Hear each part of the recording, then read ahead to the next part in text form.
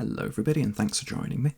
Today I'm tying a beautiful, albeit slightly fussy to tie, French dry fly pattern called the Red Panama. The hook I'm using is a size 10 dry fly hook from Partridge, nice long shank, and this pattern originally calls for black silk as the tying thread. It can be a bit finicky to work with, so you can easily swap out a more modern alternative like UTC 70. There's two pairs of wings on this fly, made of hackle tips, one grizzly and one brown, and for the tail, some nicely coloured golden pheasant tippet fibres. The body's made of silk, and you can either use the original, the real deal, red silk, or you can substitute with a slightly more modern alternative like Unifloss. It's a bit easier to work with.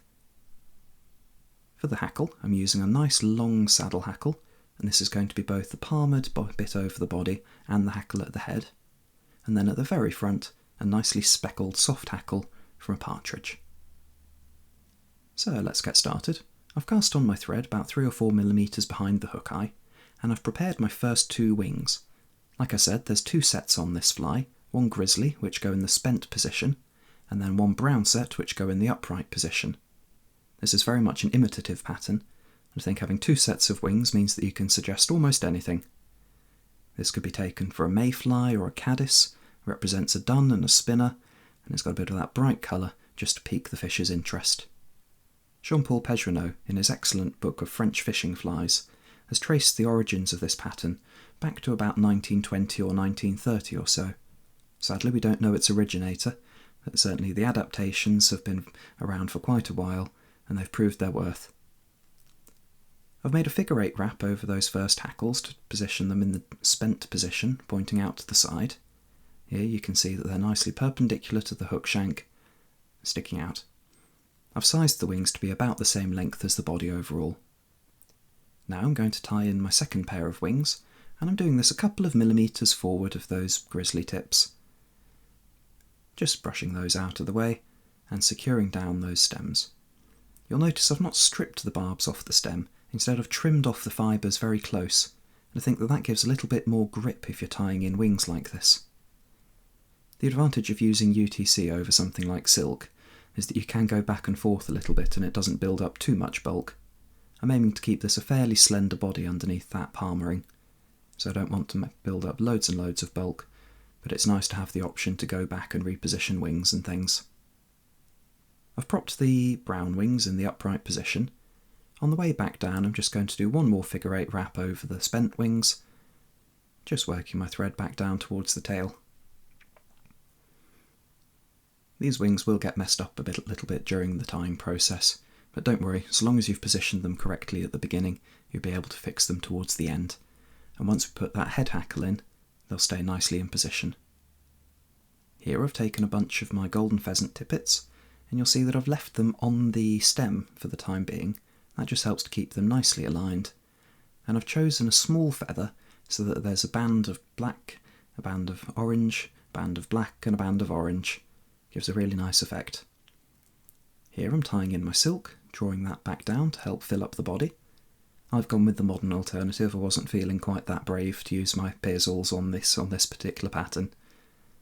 And now my hackle. I'm tying this in from the tail because we're going to be wrapping forwards, and I've stripped all the barbs off the far side of the feather and a little bit off both sides at the base to give me a handle to tie in.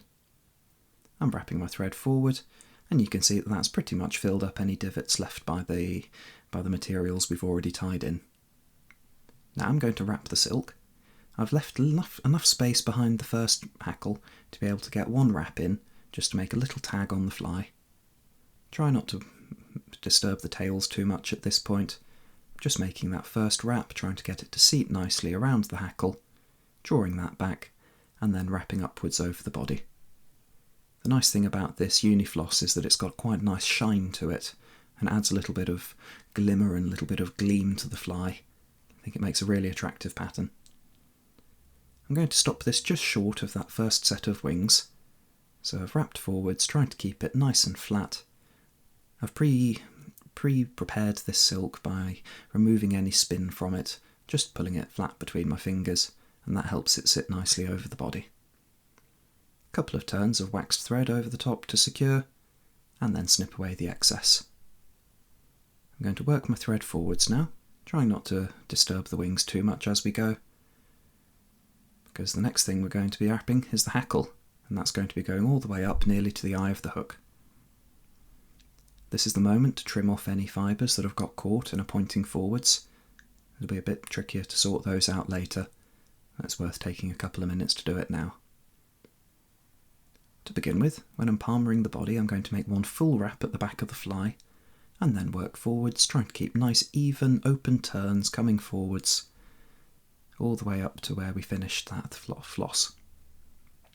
With this dense hackling, this is a really nicely floating pattern, and I'll show you I've got a new gadget. It'll help show you how well it floats later. It's from CNF, it's the fisheye viewer. It's quite a nifty little thing.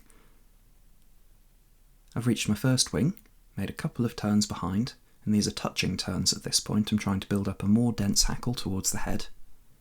And then working towards my second wing, again nice touching turns, draw those wings back, and then just a couple more turns in front. It's really important to leave enough space at the head of the fly, because we have got that soft hackle to tie in as well. Made a couple more turns, my body hackle in front, and again I'm just going to make 2 tight wraps over the top, double it back, and then trim away the feather. We're finished with our body and head hackles now, and the last bit to add in is our partridge.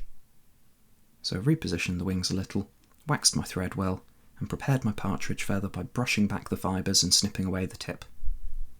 Going to tie that in quite firmly, working backwards, bending the feather back, and that's now in a nice position to be able to wrap. Now, I have a bit of difficulty with soft hackles. I find that no matter how hard I try, that little stem handle always seems to break off on me, and this one's no exception. I've left it in just so you can see that not everything goes perfectly all the time.